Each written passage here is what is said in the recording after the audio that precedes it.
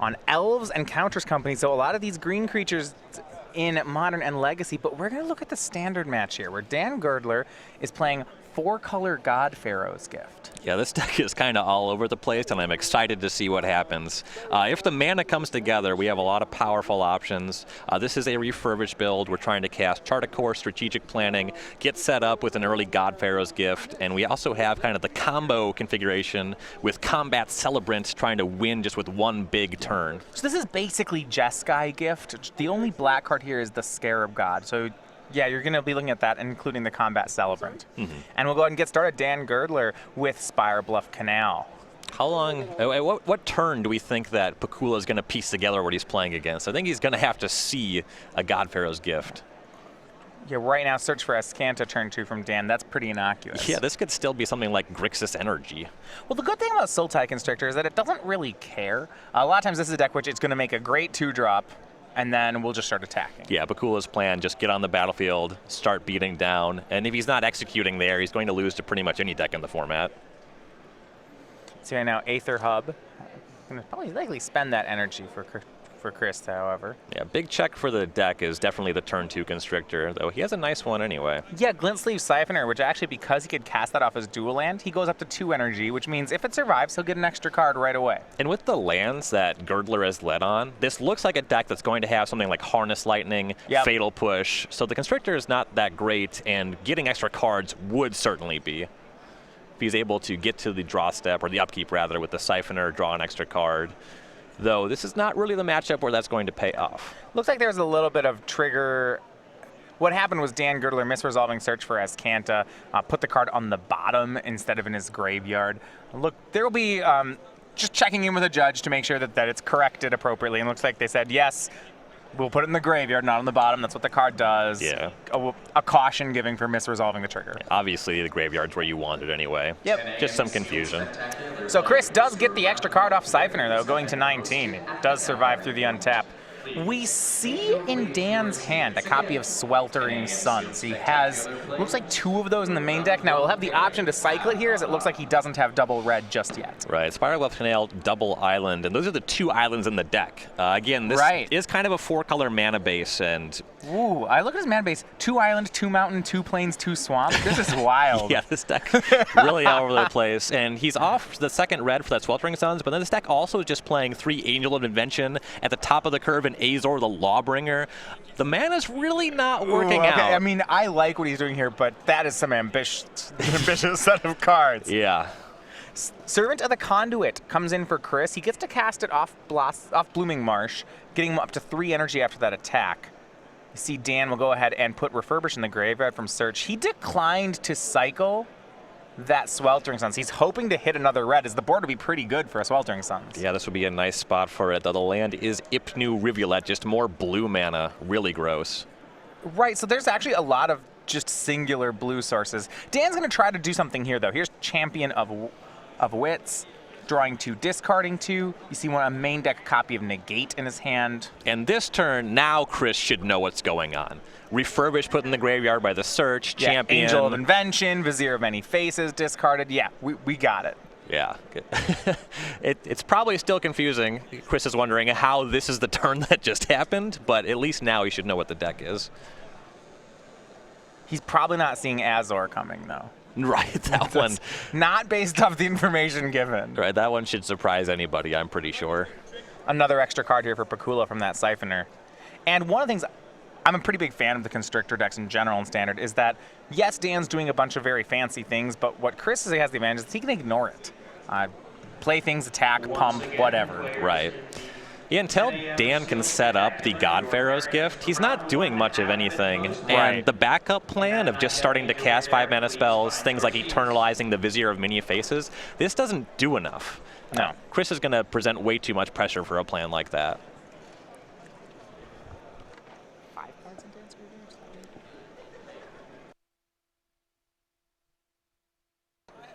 And Dan building up toward transforming that search for Azcanta. Just 4 cards in the graveyard right now.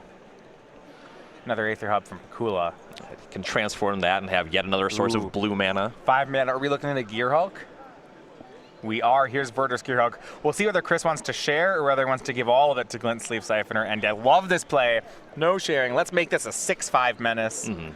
And this is really powerful for a couple of reasons. Not only is that the fresh creature, that's 4 points kind of haste damage this turn, but it also, this is a menace creature, so it makes it so Dan has to present more to the battlefield to ever block. You saw Dan reaching to block there, and Chris said, no, this guy's menacing. Dan goes to 12 on the hit. Top card, Minister of Inquiries. That's going to be milled over. 5 in the graveyard. Here's a white source and that second red source, but it's Inspiring Vantage. It enters the battlefield tapped. And we start to look at Dan's hand. Negate, Sweltering Suns, Chart a Course. This is all really slow. Right. You're seeing the pain of the ambition of the mana base here. Now you see Chart a Course drawing 2. Shock picked up, it looks like. Is that right? No, it's something else. No, it's Combat Celebrant. My mistake. And I think that he's going to get beaten up. Right. Chris is already too far ahead to recover with something like this. If you're going to hard cast. You know, what Dan's looking for in this kind of matchup is he needs just that turn 4 refurbish. Yes. Right? And things just thing. happen exactly opposite. He didn't search over the Godpharaoh's Gift. He searched over the refurbish. So his graveyard just isn't set up to do anything. Yeah, and there's one of the things I like about Sultai Constrictor is that this deck wins on about turn 5 or turn 6. One of those two every game, every draw. If you don't play removal spells and you don't sweep away their creatures, even on a 6-card hand, even on a 5-card hand, Sultai Constrictor wins on that turn. Yeah. And with that Gearhulk last turn, Pikula now has the 6-power menace creature. The Gearhulk also just has Trample, so that's going to punch over the Champion of Wits with ease. Servant of the Conduit also available to attack. Plenty of damage on the battlefield. There's some theoretical draws that can give him lethal on this turn, say another Gearhulk. Hadana's Climb, depending, definitely ups the damage. Hadana's Climb plus Constrictor adds a lot of points. He's definitely had the Constrictor for the entire game here. He just hasn't cast it yet. And here is Winding Constrictor from Chris. Looks like he has multiple copies. And makes Walking Ballista. This might be lethal. Ballista will have 3 counters. Yeah, this looks Ballista like it does it. Shoots down Champion. So now he's free to attack for 10, put Dan to 2, and Ballista does the remaining 2. That's exact. Nice sequencing by Chris. And there's nothing in the deck that Dan can add to deal with this. For interaction spells in the main deck, he just has a couple negates. Ballista does the last 2.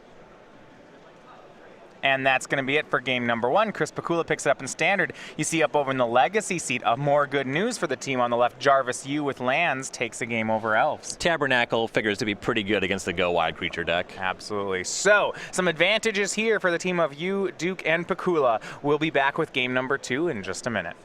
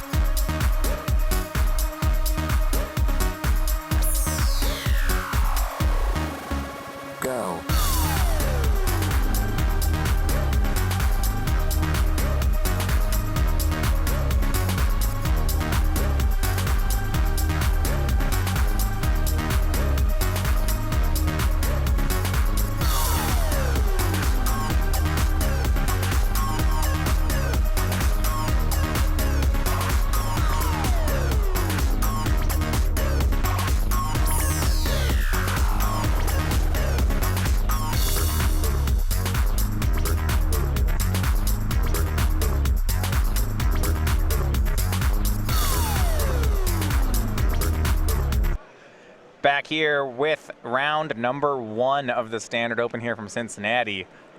When we left, Jarvis and Pikula had won game 1. Reed Duke deciding to follow suit here with Jund. He picks up the win in Modern.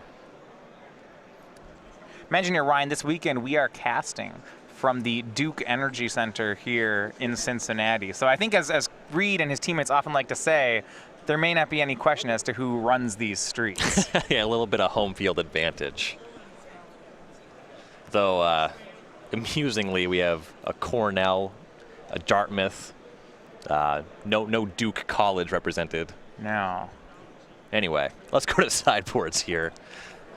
Jarvis is also one of those. Oh, it's an Ivy League school. I'm gonna get it wrong. I was gonna say, and then I was like, oh, I'm gonna get it wrong. I literally had the same thoughts. Let's just talk about Magic. All right. Chris Pikula, Sultai Constrictor.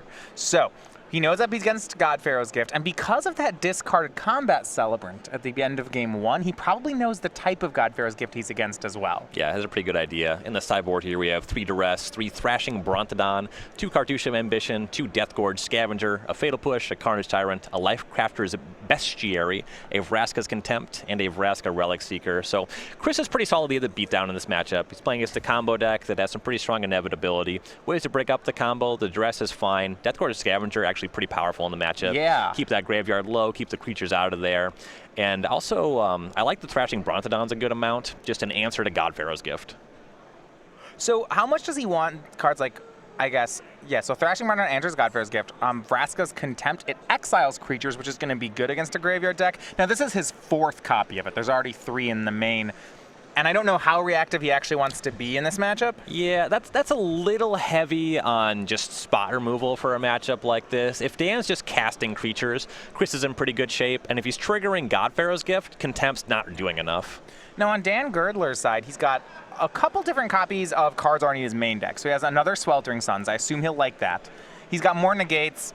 Okay, there's not much to negate out of Chris's deck. He's got a 2nd Azor, and then he has some cards like Protean Raider, Combustible Gearhulk, and Settle the Wreckage in large numbers to change his strategy. Yeah, so the Combustible Gearhulks, those are going to be more for control matchups, ways to punch for a lot or generate some card advantage. It's just a 6/6 in this matchup. Right. The Protean Raiders are not going to be as good against a synergy deck than a deck that's just casting singularly very powerful creatures. The big find are the Settle the Wreckage here. Yeah, is that, if you're playing against God Pharaoh's Gift, do you expect Settle the Wreckage out of the sideboard, especially 3 copies? I would be pretty surprised to have an opponent that heavy on it. It is unfortunate the way that the mana shakeups. This is a Sultai deck for Chris, but he's playing Duress, not Negate.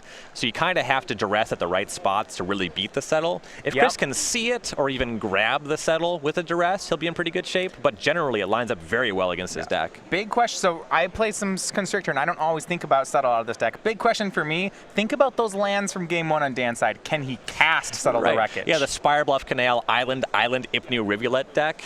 It's pretty concerning. We'll find out if Dan draws Settle, can he even cast it? That is a pretty interesting dilemma here.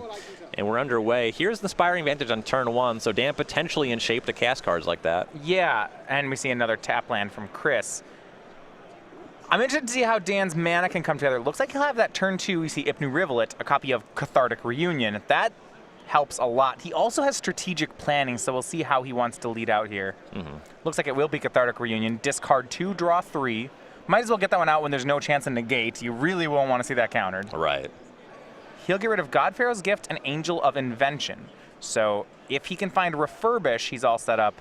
He doesn't yet. He finds a Mountain and 2 copies of Champion of Wits. But this is a good start for the God Pharaoh's Gift deck. He's, turn 2, building the graveyard. Champion of Wits is basically what you want to be doing turn 3 all the time. Right. Has the white mana set up as well. If he finds a Refurbish, he's good to get back the God Pharaoh's Gift, get back that Angel of Invention, really start doing some damage. Servant to the Conduit from Chris. He will get 2 energy and pass. Dan, basic Mountain in hand. It's a 2nd red. No copy of Sweltering Suns yet, but he has the mana for it. Plays Champion. He'll play it off an island here. Strategic planning, another God Pharaoh's Gift. Yeah, 4 copies in the deck. 4 of the gifts. Which you usually see in these refurbished builds. Sure. You want to make sure you can get one in the graveyard. Discards Gift and Strategic Planning, 5 cards in the graveyard now. Suppose actually because he's not because he's the refurbished build, counting the graveyard only really matters on search for Azcanta. Right, yeah, you don't have any gate to the afterlives, so you don't have to track those creatures. Instead, just going really heavy on Chart a Course, planning, Champion of Wits, a lot of natural discard outlets.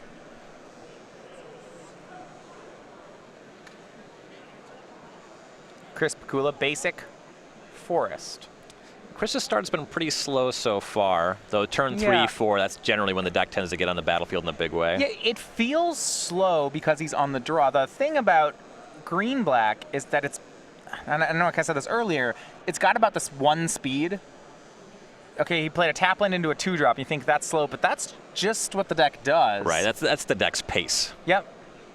Deathgorge Scavenger will go ahead and eat away Angel of Invention. I do like that play quite a bit from Chris. Yep. Unfortunately, this Champion of Wits is holding off an attack from Servant of the Conduit, and Chris just has to pass. That's a huge win for Dan. Trading in combat with Champion is not a good exchange. Basic Swamp from Dan.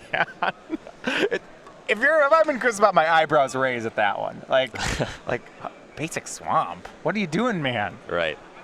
There's just no way that Settle the Wreckage is on Pikula's radar. Why does he? Okay. Why? You signed up for Commander Pod? I don't. There's 2 basic swamps in the deck, Ryan. I'm trying to be charitable, but I don't get it. The swamps are very heavy. You know, there is the 1 Scarab God And 1 Locust God. No wait, that's blue red. Yeah. The second swamp, I'm off it. It's you can activate the Scarab God twice. Stop it. I'm saying why I also disagree with the choice, but that's kind of what it does. All right. But either way, what I do like from Dan's side is he's still at 20 after rolling a second Champion of Wits. He's digging pretty deep in his deck, and he's keeping his life total very healthy. I think the more telling thing for me, the mana base is pretty stretched, and kind of the bigger issue is that there's only 20 lands. So you really can't afford these slots that sometimes feel like having a basic waste in your deck. Yeah, I mean, you're playing 2 copies of Azor the Lawbringer. I don't know, and also he has 3 Sweltering Suns. You have to cast your cards at some point. Right. The deck has a good amount of redraws. You know, you have Chart a Course, Cathartic Reunion, Strategic Planning. You're pretty heavy on blue, so your Chart a Courses and your Strategic Plannings, they should be good, but you only have so many of them. Winding Constrictor from Chris, and now he's deploying pretty hard here. We see Glint Sleeve Siphoner. Thanks to the Constrictor, it brings him up to 3 energy. But still, Chris just can't attack. These champions are just a pain. And this is the kind of battlefield where if Dan can present a Sweltering Suns, that'd be very impactful. Huge. But he wants to do it soon. Despite the fact that Dan's at 20, imagine that Chris's next turn is land Verdurous Gearhulk. Yeah. It's a disaster. Well, suddenly your Suns is both no good anymore. And every creature gets 2 counters. Ooh, and actually I really hate this tap. Dan's tapping a mountain to cast Chart a Course, and Sweltering Suns is just his best draw. He did miss on it, but not being able to cast after that resolves. That swamp is just the land he should be tapping. Yeah. So, Ryan, there is a thing I do want to point out some card choices on Dan's side. So you draw 2 off Chart a Course. He drew Combustible Gearhulk and Negate. I'm not sure I like either of those cards in this matchup. Yeah, I don't really understand bringing in the Gearhulks because Pikula he just gets larger creatures for less mana than that. Pikula will always take the damage off it. He won't give you 3 cards. And that's fine. You know, if Pikula will go to 15. Well, also, maybe he's just got lethal next turn and just gives you the 3 cards so he can't possibly lose. Like if that Gearhulk play I'm talking about, still beat, like if Chris plays a green Gearhulk, who cares? Right, and also Chris's deck's just very heavy on creatures. Negate generally not going to play. Yeah. But Dan has stayed at 20. Yeah, you'd be negating really just for Hadana's Climb, or I guess. There's nothing else I want to negate here. I want to negate a Duress. Right. But that's not enough. There's some of these blue matchups that are heavier on blue mana or post-sideboard. You want to fight like a counter Chris war. has negates. Exactly. You want to get just 6 mana. Does. Yeah, you like refurbish, negate their negate. And that's reasonable. I just don't think this is going to be one of those matchups. And generally, when you see the Sultai Constrictor list, if you're familiar with this build, they're not going to have negate. And that's true. Also, if your plan is to negate their negate, that means you're playing your refurbish on 6 mana instead of 4. I'm not sure in this matchup you have time for that. Right. Like, you kind of just, when you have 4 mana, need to tap out for that refurbish and hope they don't negate it. Mm-hmm. Oh, against a deck that applies this much pressure, absolutely. Yeah. Yeah. You know, that's why negates effects are strong out of aggro, is because you force your opponent into not fighting the counter wars. Right. But Dan, full graveyard. He's still been looking for that payoff card, for that refurbish. He's got, you see that Combustible Gearhulk. Been making a lot of land drops. We're getting to the point where you could start casting Combustible Gearhulk. Yeah, next turn that would definitely be online. It's just a 6/6 though. Chris will definitely take damage. He's at 22. There's no worry. Yeah. Yeah, that's a lot of damage for the Gearhulk to deal. There's a good amount of 6s or some 7s in the deck, but it's pretty unlikely that it deals too much damage. Yeah. Well, let's see what Chris puts together. Looks like he has in hand a Thrashing Brontodon, which I think that's what he's tapping for. Ooh, no, wait. Yeah, Thrashing Brontodon. That's the 3/4, can get rid of an artifact or enchantment. So that will actually cover God Pharaoh's Gift. What I like about it's an answer if Dan draws the Refurbish. On top of that, you can't negate any part of that. Right. Pikula does have a Bristling Hydra in hand. It's kind of mopey on this board, and generally in this matchup as well. It really shines when you also have Adana's Climb. Yeah. But until you do, it's not really doing enough. Yeah, Hydra's pretty medium here. I understand it still being in Chris's deck. It's just you're playing the creatures you're playing. Yeah. And here is that Combustible Gearhulk. Chris is going to take a read on it, and we will as well. So 6/6 first strike for 6. Players who registered. That's the text that's going to matter here. And then there's a Browbeat-esque effect stapled on here. Tribute, if you will. No. And so Chris gets to choose. He may have Dan draw 3 cards. He's not going to choose that one. If he doesn't, then Dan's going to put these 3 cards in the graveyard, and Chris is going to take damage equal to the sum of all their mana costs. So you see Chart of Course is 2, Cathartic Reunion is up to 4, and Refurbish is 8. So Chris will take 8 damage from the Gearhulk. It's a good chunk of damage, so it's very good for Chris that Dan's not drawing that Refurbish. Yeah. Yep. If Dan makes another Gearhulk, I was going to say Chris will have to have him let him draw 3 cards, but I don't even think that's true. He'll probably just take damage again. We'll burn that bridge when we get there. But the Brontodon also just covers Gearhulk. Right, all 5 Gearhulks are artifacts in addition to being creatures. Thrashing Brontodon can thrash his way through that. You see Chris he's thinking, yeah, maybe I want to do that, and he will. Brontodon, the 3/4 sacrifices to get rid of the Gearhulk. Robots, of course, they're the natural enemy of dinosaurs. Perhaps the other way around. Are you implying that that robots were responsible for the extinction of dinosaurs? You know, it's uncertain. But it's possible. The jury's still out, so you don't really want to say definitively one way or the other. Every year there are more robots and fewer dinosaurs. Correct. So, Duress here from Chris takes negate. The other 2 cards are the Locust God and Inspiring Vantage from Dan Girdler. On a planet inhabited by humanoid creatures, robots can do a lot more damage than a planet inhabited by reptilian creatures. What do you mean? Reptiles are just better at mowing through robots. They have thicker skin, sharper teeth. Yeah. Well, we saw that right there. The 3/4 took care of the Gearhulk. See, humans just play the robots game worse than robots do. We're just like bad robots? We're just like crappy robots. And, oh yeah, that Gearhulk we were talking about with Constrictor in play. So I've played this deck before. This interaction is key. Constrictor, Gearhulk. Yes, you get a lot of counters. You win. Yeah. Is how it works. That's if you haven't done this, when you cast this, when they don't answer it, you win. And suddenly Pikula's attacks are very good. Yeah, that 20 next to Dan's name, that's just not relevant. And notably, Murderous Gearhulk, robot, champion of wits, humanoid creature. Yeah, okay, I agree that you see who's winning here? The dinosaur beat the robot. The robot's beating the humans. Yeah. The robot's going to go ahead and beat Dan. Yeah. This is certainly happening. This is a mess. Oh, and you see that dinosaur? It ate away the robot from the graveyard. Yep. Yeah, robot's got nothing on dinos. Bunch of blocks. Dan's going to take 4, go to 16. This is what I like about Black-Green. He is still going to be dead on the next attack. Yes, this is just a ton of damage. You can't life gain through Black-Green. They have this compounding.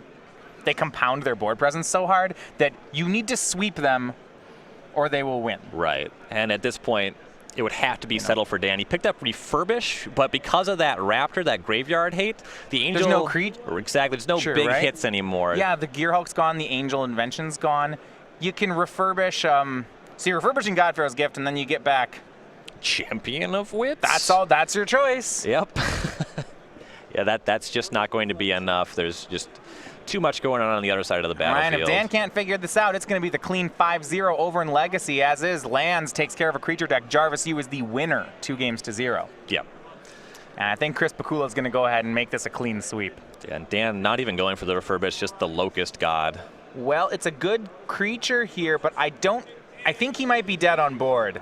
I haven't counted it up, even if it blocks the biggest thing. It's not pretty. Yeah, so the Scavenger doesn't have trample. On the current board, it looks like he can survive with that block exactly, but it's not like he's in good shape after that happens. And Chris might draw another Gear Hulk, a Right. Blossoming Defense, I don't know. There's a lot of live draws here for Pikula. Teammate's going to be looking over here. The Meddling Mage himself going to walk it in. Vraska's Contempt takes care of the blocker, exiles it, Chris gains 2, and this should be good. That makes it easy. 4, 8, 10, 14. Let's make it a full 20 damage on the swing. Okay. Chris Pikula 2-0 defeats Dan Girdler. Jarvis Yu 2-0 defeats Brendan Regan. They're not even going to let Reed Duke finish his modern match. It is 5-0, and they are your winners. Yep.